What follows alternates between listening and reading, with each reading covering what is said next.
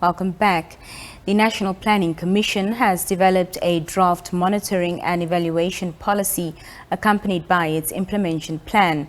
We're joined now by the Director of Monitoring and Evaluation, Mr. Roux Sampati, from the National Planning Commission. Sir, good evening and thank you so much for joining us here on the Daily Roundup. Good evening, ma'am.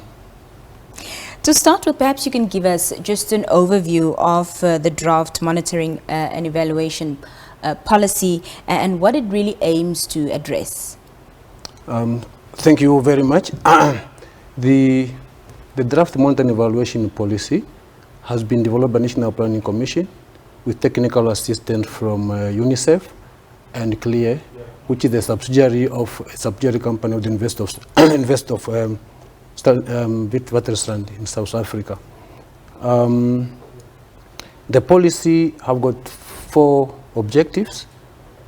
Policy objective number 1 is to embed the monitoring evaluation within the government processes of planning, policy making, budgeting, as well as policy making and decision making. The other element that attempts to achieve is to strengthen the issues of capacity building within the spheres of monitoring and evaluation. It also aims at promoting the element of performance-based budgeting within the government implementation sphere. And how important is it to have a tool such as this that measures and monitors implementation within the country? That's a very good question. In Namibia, we have been renowned for having very good plans. However, we have been saying the biggest challenge we are facing as a country was the lack of implementation. This policy, if well implemented by all of us, not only by government, maybe I need to mention the fact that this policy is aimed at promoting the implementation of national development plans. As such, as per the name, National Development Plan articulate the priorities, development priorities of the entire nation. Therefore, the policy, just like the National Development Plan, will call for involvement of everyone within the implementation of the NDP.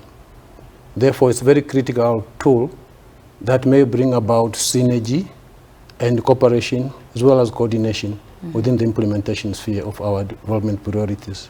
How does a policy such as this, contribute to a more informed, number one, budgeting process and also promote transparency? That's a very, very good question. It speaks to the core objectives why we normally conduct monitoring and evaluation. One of the basic principles behind why we conduct MNE is really to ensure the fact that we have information that will inform our decision making, both in terms of planning as well as allocation of resources. This speaks to the element of budgeting. Like I said, the 4th objective of the policy speaks to the promotion of performance-based budgeting. This is an element whereby we want our system to recognize the fact that there's a need for us to focus on the results accruing from the resources that we have invested within the program cycle. That is very, very critical. In such a way, if you do that, it's going to promote efficiency in terms of where we allocate our few resources. It's going to reward performance, meaning that we are going to give more resources to those owners that in turn have got high ability of converting the financial resources into the tangible results that our people are feeling on the ground. And also, it may enable us to minimize allocation of resources where we are not getting the results. Talk to us, Mr. Sampati, about the implementation plan for this policy. The policy is accompanied by implementation plan. This implementation plan was developed within the realm of the existing policy development guidelines of the National Planning Commission. The fact behind this is the fact that we have realized that whenever you develop a policy without an implementation plan, usually that may result in poor implementation. The implementation plan of our draft policy tries to actualize the attainment of the objectives by clearly outlining how those objectives are going to be attained through clearly articulated strategies accompanied by activities, and most importantly, as we're advocates of MNE, we have also outlined very clear indicators and implementation timelines for those activities that we need to implement to actualize the objectives of the policy. There were various stakeholders who were part of or that contributed to the formulation of this policy, but there's also a call for civil society to add their voice onto this. Why is this important?